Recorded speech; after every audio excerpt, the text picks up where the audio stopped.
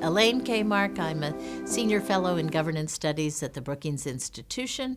I'm a political scientist. I study American politics and elections, and I wrote a book called Why Presidents Fail and How They Can Succeed Again. Gerrymandering is an old concept. It refers to the drawing of political boundaries to favor one party or one faction or another.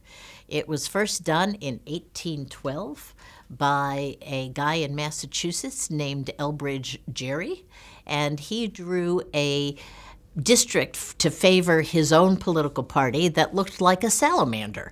And because it looked like a salamander, the word got created gerrymander and has lived on ever since. Now, this has gotten to be quite an art, because to do this, sometimes they get down to the really minuscule level, like this street is a Democratic street, and the street block over is a Republican street. And so they've drawn some pretty funny-looking lines. A lot of us believe that the gerrymandering has contributed to the severe polarization that you see in our politics these days, and because it does diminish the influence of moderates.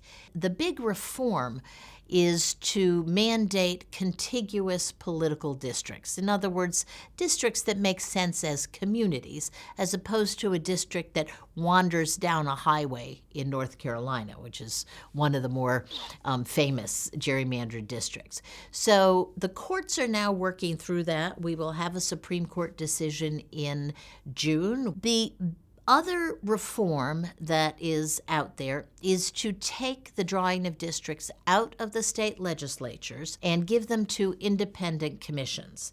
Now remember, the Constitution gives the state legislatures this authority, so the legislature itself has to give it up and give it to another entity. So far, there's only a handful of states that have done that, and that seems to make some difference in drawing more sensible districts.